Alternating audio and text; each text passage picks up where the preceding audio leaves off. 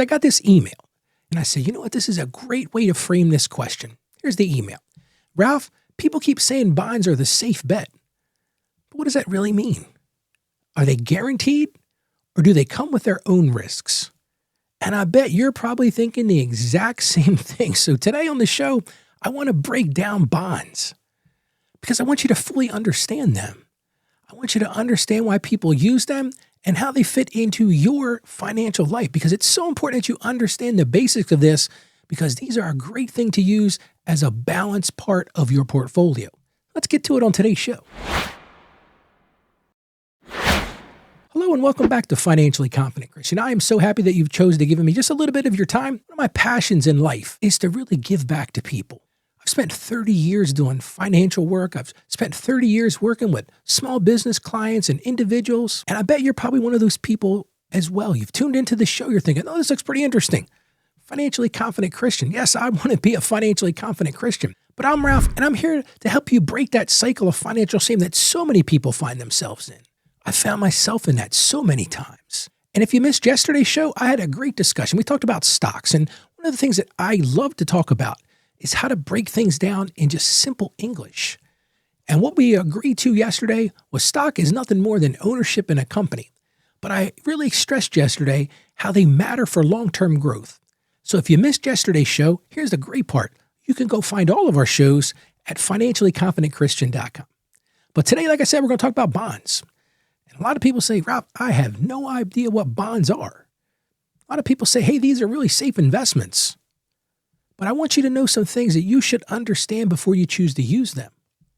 I remember one thing. Here's a great way to explain this. Somebody said to me the other day, Ralph, can you explain these bonds to me? I just don't get it. And I thought back to when my son first started driving. Hey, if you have teenage children, or maybe they're out of the nest like mine are now. But I remember he came to me one day, he said, Dad, I need $20 for gas. He said, my paycheck's going to be coming in on Friday, and I promise you I'll pay you back, even give you a couple bucks of interest.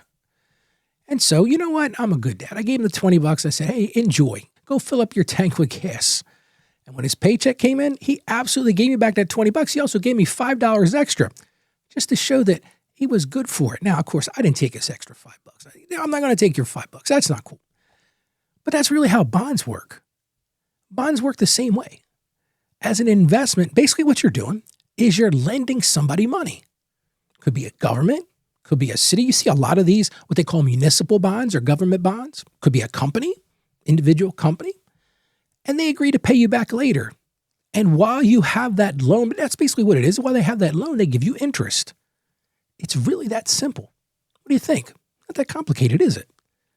But now let's talk about what bonds are in a little bit more detail. And like I said, a bond is simply a loan. You're the lender. So think about it like this. You become the lender. You're kind of like the bank, if you will. And the borrower promises to repay you. They're not going to just pay you back what you gave them, but they're going to give you some interest as well. Now, generally, there are two direct types of bonds. There's government bonds and there's corporate bonds. Government bonds are, you've heard this term, U.S. Treasury bonds. Those usually carry the lowest risk because they're backed on the full faith and credit of the United States government. Now, we could have a discussion about whether the U.S. government is a good entity to invest in or not, but that's not for today's episode. But because they have low risk, as we talked about the other day, when things have low risk, they generally have a low return as well. So that's what we're talking about when we say government bonds. Now, the other side of that is what's called corporate bonds. These are bonds that are owed by individual companies. Now, because they're not backed by the full faith and credit of the United States government or another entity, maybe a city or a state, they have a higher risk. But with that higher risk comes a higher reward. Now, municipal bonds, these are offered by states or cities, and the benefit to those generally are their tax advantages. One of the hats I wear on a daily basis is a tax hat, a tax advisor hat. So there are some tax advantages to municipal bonds. So there's really three types of bonds.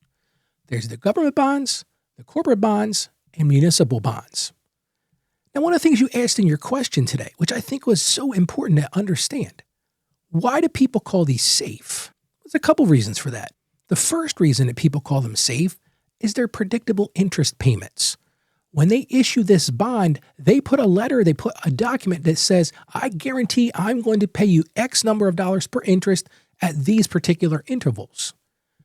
And because it's a loan, you don't own a percentage of the company. Like that stock we talked about yesterday. If you missed yesterday's show, we talked about a pizza. And when you buy a piece of pizza, you're buying a piece of that pie. Well, with a bond, you're not buying any stock ownership. You're just giving them a loan. So by that very nature, they're less volatile than stocks because they've got a commitment to you that they've got to pay you back. Now you might be saying, Rob, okay, well, where do people use these?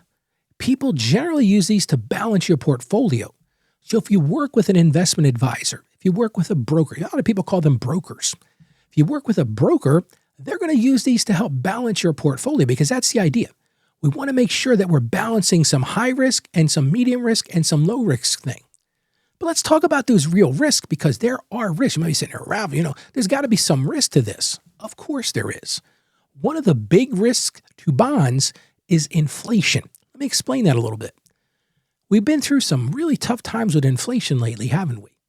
Well, inflation works like this. When you buy a bond, that bond has an interest rate on it.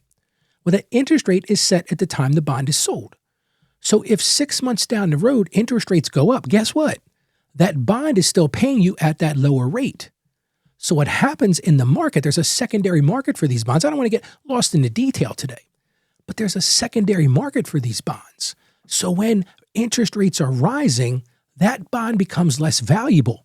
So if you wanted to sell that bond before the end of the investment's over, you're going to get a lower price for that. So there is some risk in that. But in general, the risk only comes from that inflation risk. Default is rare, but there are times when bonds are defaulted on. I've seen it happen with municipalities. You may have seen this in the news. This city went bankrupt. This municipality went bankrupt. So you can lose your money. If you loan your friend money and your friend declares bankruptcy, guess what? You've lost your money. It works the same way with bonds. So now you might be asking, Ralph, okay, where do they fit into a portfolio? I love to use bonds when retirement is approaching because we've got to start putting that money into buckets where we know there's going to be sureness in that. We don't want to be investing all our money in the market where there could be volatility. There could be something that could be around the bend we're not expecting. So that's where these bonds really come into place.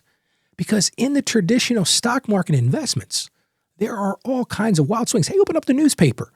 Turn on the market watch or whatever you watch on TV. You'll see that market is going up and down like a seesaw. So that's where a great time to use bonds. They're not a growth engine. That's the thing I need you to understand right now. It's not about, well, I'm going to put a lot of money into bonds so they'll grow. But what they are is really a stabilizer for your portfolio. And one of the things I do on this show is I always want to tie what I'm talking about back into scripture. You might be saying, Ralph, okay, you're going to really stretch for this one, dude, because where are you going to find a Bible verse about bonds? Well, it's not quite about bonds, but I found this one from Ecclesiastes chapter 11, verse 1. You might notice I've used this one many times as we go through this investment series because it really nails what we're talking about. Again, this is Ecclesiastes chapter 11, verse 2. Invest in 7 ventures, yes, in 8. You do not know what disaster may come upon the land. And if you think about it, bonds can be one of those ventures. You may be investing in stock. You may be investing in bonds. It's all part of that diversification.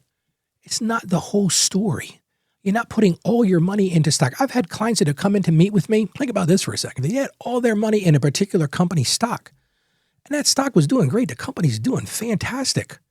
But think about Exxon. Date myself a little bit. There was a crash up in Alaska many, many years ago by Exxon. Well, guess what happened? Exxon's stock price took a hit. So if you were investing in Exxon stock, all of a sudden you've got a lot less money.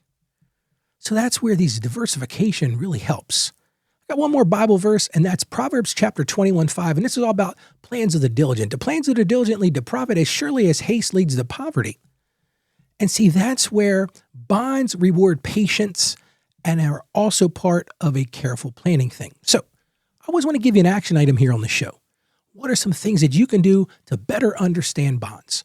So here's your homework for today. If you choose to do this, you're like, Ralph, I came to watch your show. I came to listen to your show. I wasn't expecting homework. But here's the thing. Go do some research. Learn about the 3 types of bonds. Like I said, government, corporate, and municipal. And then pray about it. Ask God right now. See, God, I'm leaning on bonds for safety, or am I leaning on God for just complete security? Because that's what we really need to decide. Bonds are a good investment choice, but are we relying on that or relying on God? Let's pray together right now.